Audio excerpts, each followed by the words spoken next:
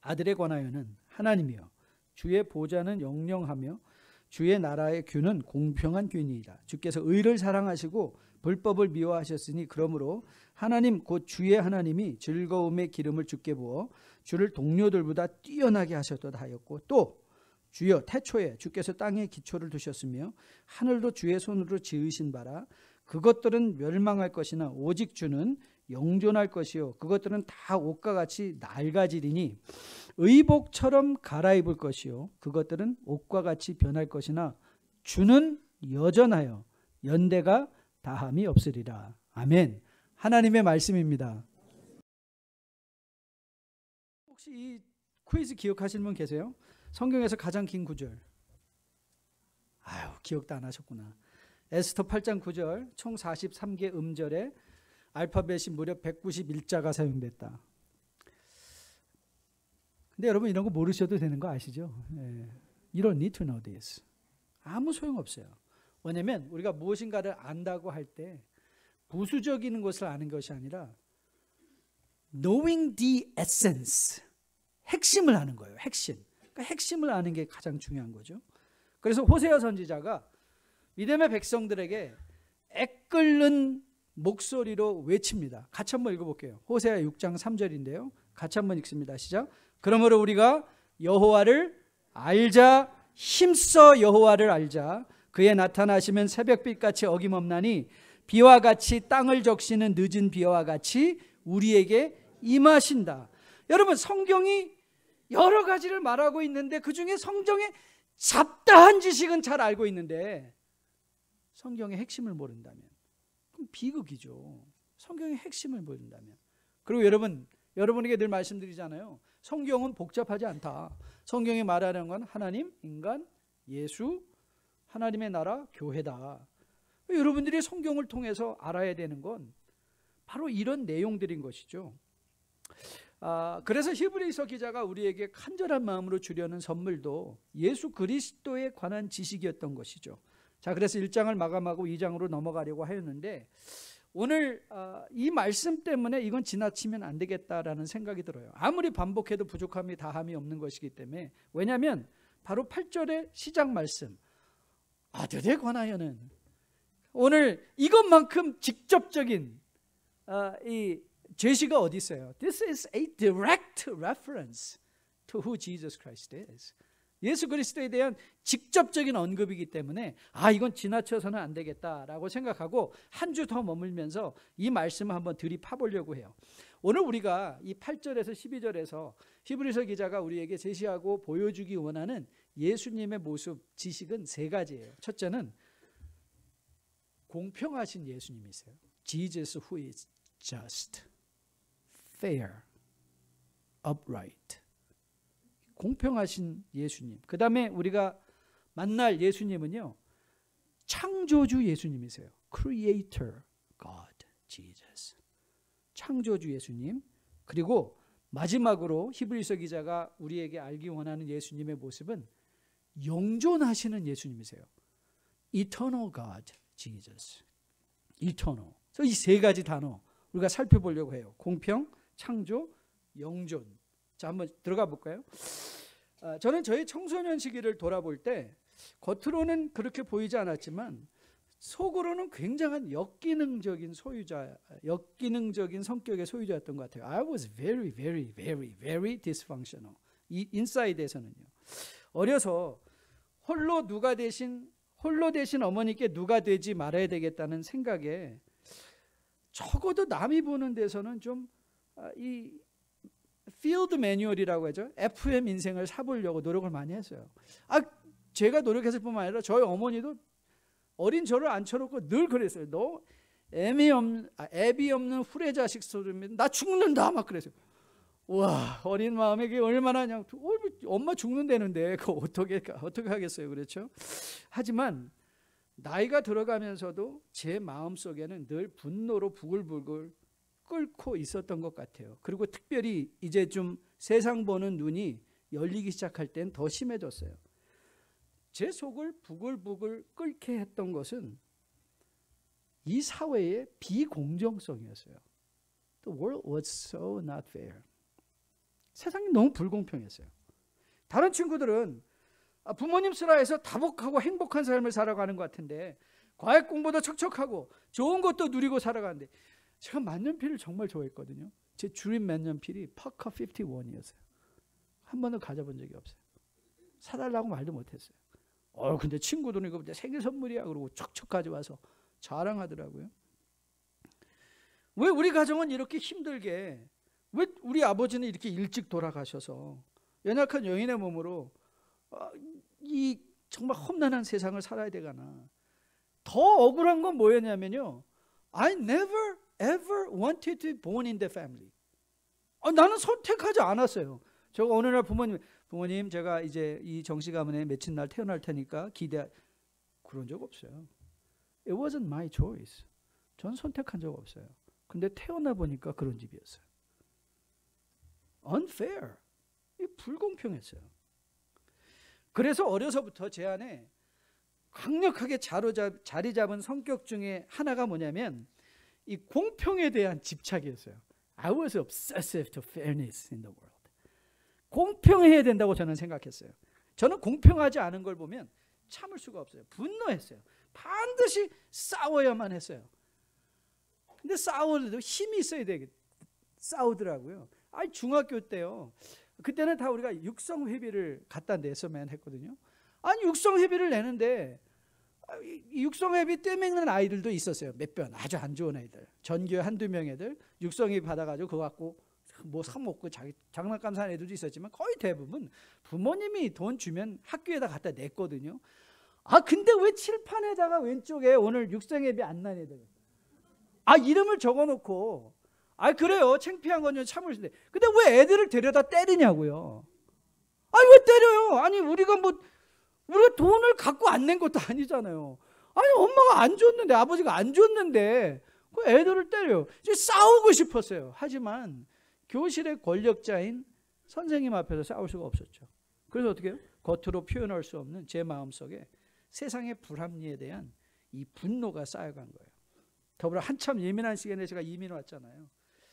다 큰 청년이 말을 떼떼거리고 하는데 미치겠더라고요. 그리고 시작한 게 사무실 청소였는데 그때는 담배 피는 사람들이 많았거든요. 사무실에서 담배째가 하얗게 쌓여있는 그 책상을 털 때는요 뒤집어질 것 같았어요. 이게 내 인생이야? 그나마 대학교 어찌어찌해서 들어갔는데 이게 남의 말로 공부한다는 게 너무 불공평했어요. 물론 유학 오는 사람도 있어요. 하지만 그 자기 선택이잖아요. 내가 유학 온 거잖아요. 저는 선택한 적 없다니까. 여러분의 자녀들 너무 윽박지르지 마세요. 여러분들의 자녀들이 선택한 게 뭐가 있어요? 그들의 인생에. 다 여러분이 강요했던 거 아니에요? 걔네들이 언제 이민 가자 그랬어요? 그냥 데리고 왔잖아요. 그리고 맨날 우리는 그러잖아요. 다 너 잘 돼. 정말 걔네들 잘 되라고 그런 건가요? 자녀들은 대부분 선택한 게 별로 없어요. 내가 선택해서 유학 갔으면 열심히 하겠죠. 그런데 남의 말로 공부를 하려니까 너무나 비참한 거예요. 한 귀로 들으면 한 귀로 나가버리니까. 그런데 제가 예수를 만난 거예요. 여러분, 예수님의 복음이 저를 가장 끌었던 복음의 내용이 뭔지 아세요? 저를 끌었던 복음의 내용은 뭐냐면 하나님의 아들 예수의 핏값으로 나를 사셨다는 거예요. 여러분, 이 상상이 되세요? 나의 가치가 하나님 앞에서. 그런데 보니까요, 하나님이 이 세상의 사람들을 구원하실 때 하나님은 그들이 요거 좀 잘났으니까 P 플러스 something else 이게 아니에요. 하나님은요 공평하게 하나님이 우리를 구원해 주시는데, 하나님이 나를 대접해 주시는데 나의 가치를 하나님의 아들의 핏값으로 여겨주신 거예요. 너무 고맙고 감사하더라고요. 그렇지, 내 가치가 이거지. 내 가치가. 여러분, 그런 차원에서 하나님은요 공평하신 분이세요. 공평하신 하나님이세요. 여러분, 이 공평하다는 건 여러 차원의 공평이 있어요. 여러분, 한번 제가 슬라이드 하나 보여드리려고 하는데요. 한번 슬라이드를 한번 보세요. 이 슬라이드를 보면, 자, 여러분의 생각에는 어느 쪽이 공평하다고 생각하세요? 왼쪽에, 여러분들의 오른쪽에 있는 건 다 똑같이 받았어요. 똑같이 발디딤대 하나씩 받았으니까 is that fair? 왜 여러분들의 왼쪽을 그림을 보면 첫 번째 키 큰 사람은 받은 게 없어요. 그런데 마지막에 키 작은 아이를 위해서는 2개의 받침대가 주어졌어요. 그래서 다 공평하게 세상을 볼 수 있게 됐어요. 여러분, 뭐가 페어인가요? 뭐가 페어예요? 저는 주님 다시 오실 날을 너무 기다리고 있어요. 왜냐하면 그날은요, 하나님은 우리를 동일하게 우리의 과거에, 우리의 삶에 걸어온 이 땅의 삶에 상관없이 하나님은 동일한 영광과 동일한 은혜와 동일한 축복으로 우리를 만나 주실 거예요. 그래서 예수님이 공평하신 거예요. 그래서 저는 세상의 불공평을 견딜 수가 있어요. 공평을 견딜 수가 있어요. 더불어 이 주님께서 우리에게 베풀어 주시는 공평의 내용 중에 중요한 거는요, 시간의 공평성이에요. 시간은 다 공평해요. 여러분, 부자도 살아도요, 건강해도요, 가난해도요, 힘없어도요, 결국 우리는 죽어요. 다 죽어요. 그런데 죽는 게 끝이 아니라는 거예요. 성경은요, 여러분과 저에게 보장하는 마지막 시간적 공평성이 있어요. 여러분, 하나님의 아들 예수를 믿다, 여러분 멸시천대 받을 수 있어요. 고난스럽게, 너무나 불공평하게 하는 일마다 안 되고, 그래서 여러분들 힘들고 어렵게 살 수 있어요. 믿음을 지켜보려고, 정말 주의를 지켜보려고 하나님 앞에 최선을 다해보려고 했는데도 모멸감을 받고 하는 일마다 실패할 수도 있어요. 그런데 성경은 우리에게 약속하고 있어요. 여러분이 예수 그리스도를 위하여 흘린 그 눈물, 그 헌신, 그 희생, 그 사랑, 그 수고, 하나님이 반드시 기억하시고 공평하게 상 주신다는 거예요. 여러분, 계시록 21장 이렇게 우리에게 마지막을 그려주고 있습니다. 계시록 21장 5절부터 같이 한번 읽을게요.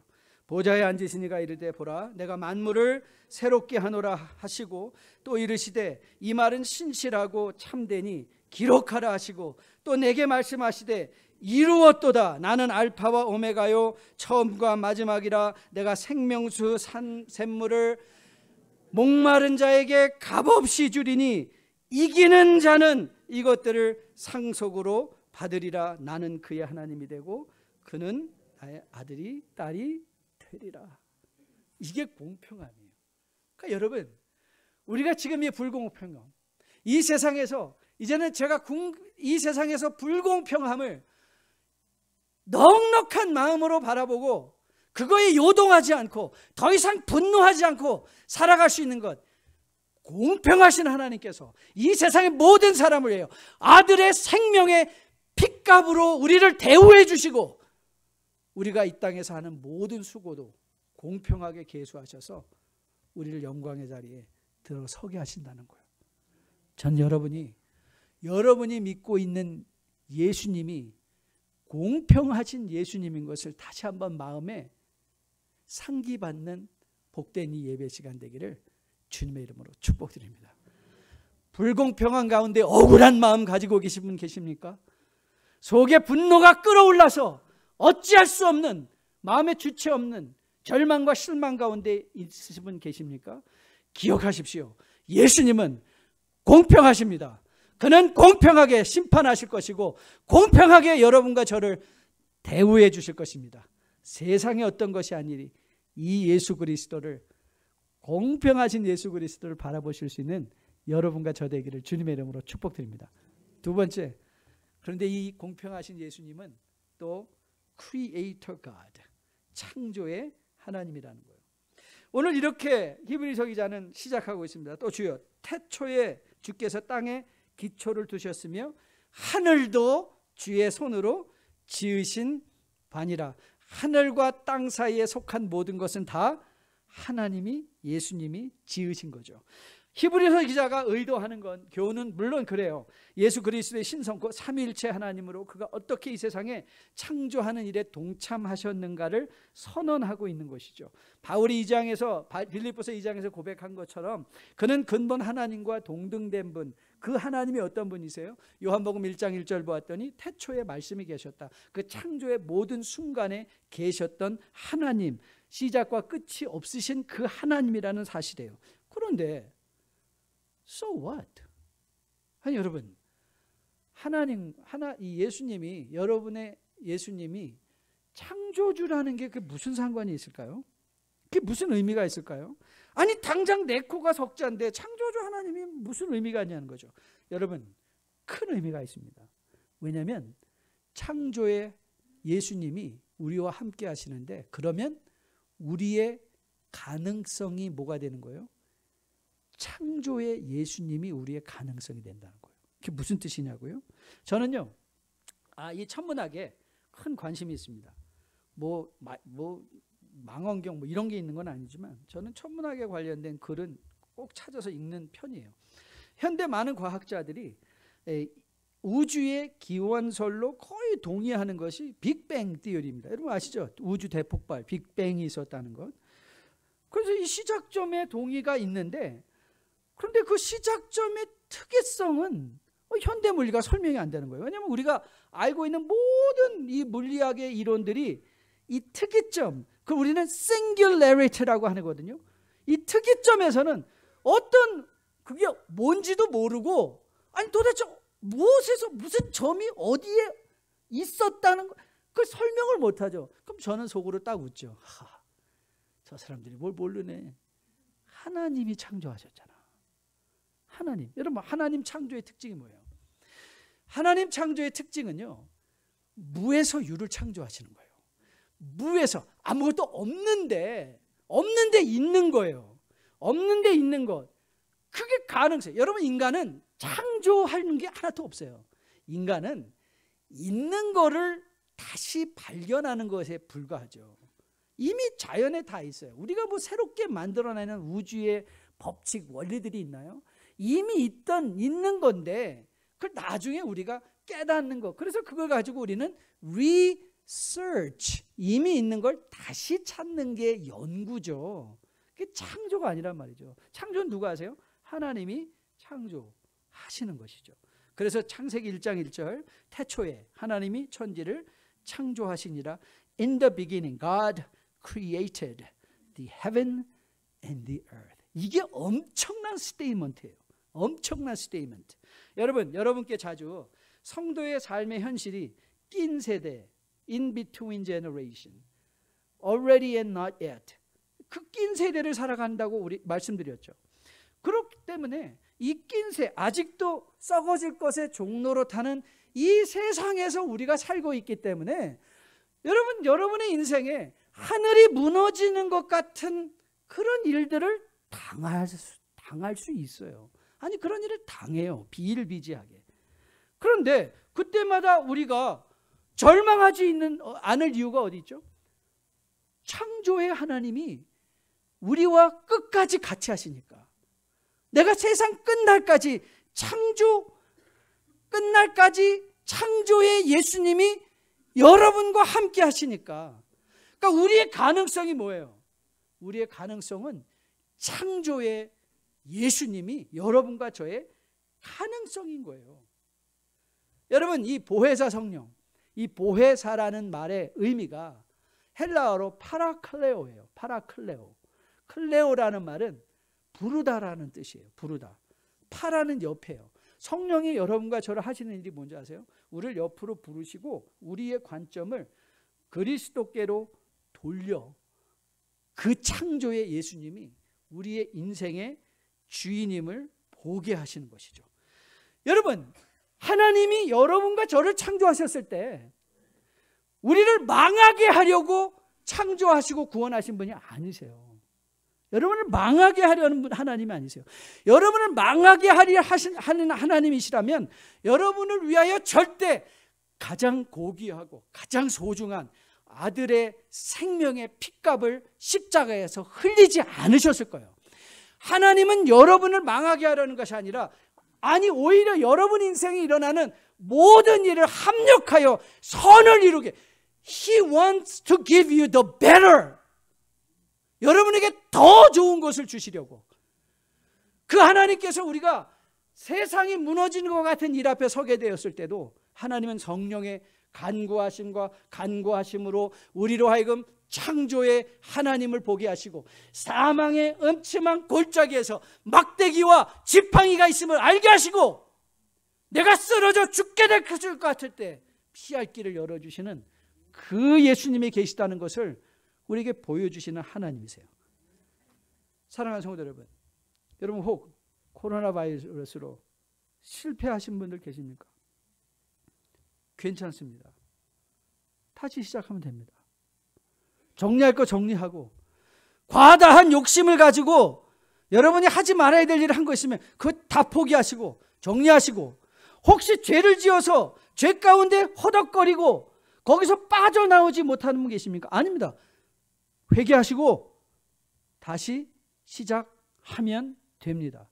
그리고 여러분의 시작은 반드시 창조주 예수 그리스도 안에서 열매를 볼 것이고, 반드시 여러분들은 그리스도의 우편에 서게 될 것입니다. 여러분, 왜 지금 나에게 이런 일이나 고난 속에 있는 분 계십니까? 여러분, 답답해하지 마십시오. 그게 인생입니다. 하지만 성경에서 만난 하나님을 근거로 우리가 이해한다면 그 답답한 일, 이것도 지나갈 것입니다. 성공하셨습니까? 여러분, 하나님의 민감함을 더욱 기르십시오. 하나님께 여러분, 기도는 안 좋을 때 기도하라고 권면할 필요 없습니다. 왜요? 다 알아서 기도합니다. 괜히 새벽 기도에 안 나오는 분 나오면 가슴이 덜컥 내려앉죠. 뭐야? 무슨 일이야? 여러분, 하지만 기도는 어려울 때는 그냥 당연히 기도하죠. 여러분 정말 주의해야 되는 게 뭔지 아세요? 여러분 일이 잘 풀릴 때 더 기도하셔야 돼요. 그때 금식하시는, 금식은 그럴 때 하는 거예요. 하나님, 왜 나에게 이런 성공을 주세요? 이게 무슨 뜻이에요? 하나님 나라 이게 의미가 뭐예요? 그래야 여러분의 믿음이 지켜져요. 그리고 그때야 비로소 내가 진정 자랑하고 고백하고 의지할 게 하나님인 것을 알게 되는 거예요. 여러분, 그런 인생을 향하여 성경에 권면합니다. 시편 118편 8절로 11절인데요. 같이 한번 읽어볼까요? 8절부터 같이 읽습니다. 여호와께 피하는 것이 사람을 신뢰하는 것보다 나으며 여호와께 피하는 것이 고관들을 신뢰하는 것보다 낫도다. 문나라가 나를 에워쌌으니 내가 여호와의 이름으로 그들을 끊으리로다. 그들이 나를 에워싸고 에워쌌으니 내가 여호와의 이름으로 그들을 끊으리로다. 부모된 여러분, 여러분의 자녀를 향한 여러분의 기도는 뭡니까? 공부 잘하고 성공하고 돈 많이 버는 그런 자녀가 되는 게 여러분의 기도 제목입니까? 저는 여러분의 자녀, 저희 자녀를 위해서 딱 한 가지만 기도합니다. 하나님, 우리 애들이 하나님과 연결되게 도와주세요. 창조주 하나님과 연결되게 도와주세요. 여러분, 우리 아이들이 창조의 하나님을 만나면 어떤 성공도, 어떤 물질의 부유함도 우리 자녀를 탈옥시키지 못합니다. 우리 자녀들이 창조의 하나님께 연결이 된다면, 예수 그리스도를 통하여 창조의 하나님, 창조의 예수님과 동행한다면요, 어떤 고난이나 어떤 힘듦도 그들을 절망시킬 수가 없습니다. 하나님의 자녀의 자리에 다시 서게 할 것입니다. 오늘 여기 참여하신 젊은 부모님들, 여러분 기억하십시오. 여러분들이 자녀들에게 입혀줘야 할 옷은 명품 옷이 아닙니다. 구찌 버버리가 아니어도 괜찮습니다. 이 세상의 명품이 자녀들을 가치 있게 만드는 것 아닙니다. 창조의 하나님과 연결된 것. 여러분 갈라디아서 3장 2절을 보면, 3장 27절을 보면 그리스도인을 이렇게 설명합니다. 누구든지 그리스도와 합하기 위하여 세례받은 자는 그리스도로 옷 입은 것이다 그랬어요. 우리가 입고 있는 옷은 그리스도로 입은 옷이에요. 그런데 그리스도 옷 중에도 사실 명품이 있어요. 겨우 구원받은 부끄러운 옷이 아니라 바울은 골로새서에서 이렇게 권면을 합니다. 같이 한번 읽어볼까요? 3장 12절입니다. 그러므로 너희는 하나님이 택하시고 거룩하고 사랑받는 자처럼 긍휼과 자비와 겸손과 온유와 오래 참음을 옷 입고 제가 일부 때도 여기서 굉장히 자제를 했어요. 지금도 자제하고 말할 거예요. 여러분, 부모된 여러분들이 자녀들을 위해서 그렇게 좋은 대학 보내려고 과외 공부시키고 그들에게 투자를 하고, 그런데 왜 정말 자녀들의 영혼을 보장할 수 있는 하나님께 연결되는 일에는 왜 애통해 하지 않으시냐고요. 우리가 자랑하는 거예요. 자녀들 자랑하는 거예요. 얘 돈 많이 벌어요. 얘 부자예요. 얘 잘 살, 얘 건강. 여러분, 저는 우리 자녀들을 위해서 자랑하고 싶은 말 딱 한 가지밖에 없어요. 얘 예수 잘 믿어요. 예수 잘 믿어요. 예수 안 믿는 성공한 아이들 보고서 성공하지 못한 거 애통하는 게 아니라, 혹 여러분 부모들 중에 자녀들이 예수 잘 안 믿으면 여러분 그 애통해 하셔야 돼요. 애통해 하셔야 돼요. 저희 아이들은 다 자랐지만 제 아이들하고 저희는 둘인데 하나만 이제 타주로 이렇게 몇 번 다니다 왔어요. 저는 얘가 어디 가는가, 어디에 직장을 잡는가, 어디 대학 가는가 이런 건 별로 중요하지 않았어요. 저는 정말 중요한 게 얘가 어떤 교회를 가는가였어요. 저는 대학교를 보러 가지는 않았고 얘가 다니는 교회를 함께 가서 예배를 드리고 왔어요. I want to make sure 얘가 타지에 나가 있든 어디에 가 있든지 교회라는 하나님 나라의 공동체 안에서 얘가 열심히 하나님을 섬기면 부모가 걔를 돌보아 주는 것보다 하나님이, 창조의 하나님이 우리 자녀의 인생의 주인이 되신다면 나는 안심할 수 있다. 안심할 수 있는 거예요. 저는 여러분과 저가 우리 자녀들의 자랑이 예수 잘 믿는 게 자랑되는 부모 되기를 주님의 이름으로 축복드립니다. 예수를 섬기니까, 창조의 예수님을 알고 있으니까 얘네들이 세상에 흔들리지 않는 그런 복된 자녀들로 세워줄 수 있게 되기를 주님의 이름으로 축복드립니다. 명품 옷을 입고 스스로 잘난 체하던 라오디게아 교회 교인들에게 예수님은 이렇게 책망하시며 질책하십니다. 자, 계시록 3장 17절 말씀인데요. 한번 17절을 한번 들어볼까요? 이거 예수님의 진단이에요. 내가 말하기를 나는 부자라 부요하여 부족한 것이 없다 하나 내 곤고한 것과 가련한 것과 가난한 것과 눈먼 것과 벌거벗은 것을 아노라 그러셨어요. 명품 있고 폼나게 나가서 나는 부자야. 이 옷 엄청나게 비싼 거야. 그랬는데 주님은 그를 보면서 뭐냐면 너 가난하구나. 너 곤고하구나. 너 벌거벗었구나. 우리가 입어야 될 옷이 뭐냐? 우리 자녀들이 입어야 될 옷이 무엇인가요? 여러분, 예수 그리스도로 옷 입는 거예요. 예수 그리스도로 옷 입었다는 건 연결됐다는 거예요. 하나님과.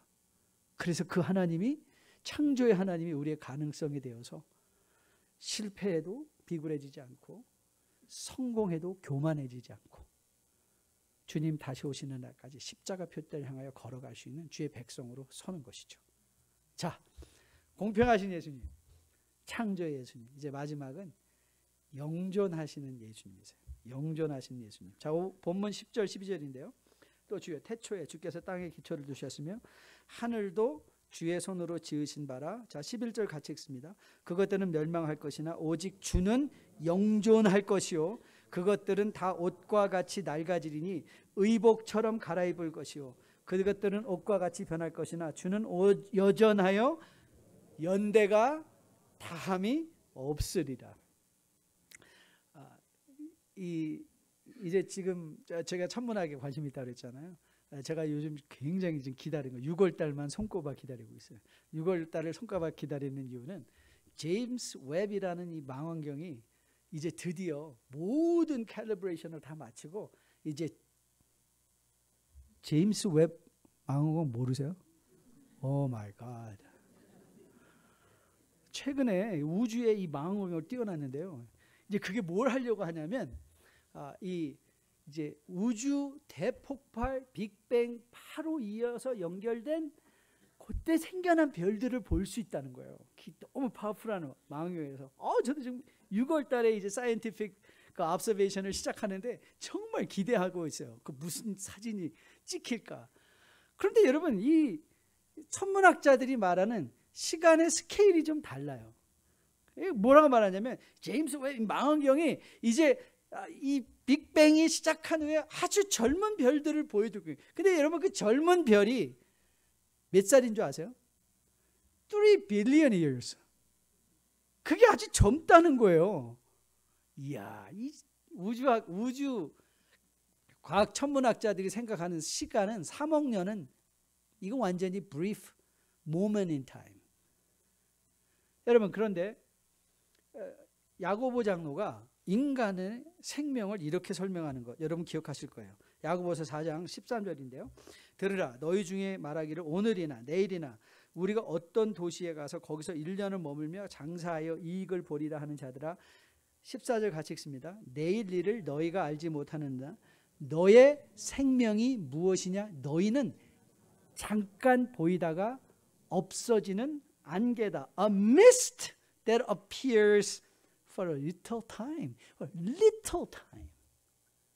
잠시지간. 그게 인간이에요, 인간. 그런데 이런 잠시지간을 살아가는 여러분과 저가 예수 그리스도를 통하여 영원한 생명으로 초대받는 거예요. 영원한 생명으로 초대받는 거예요.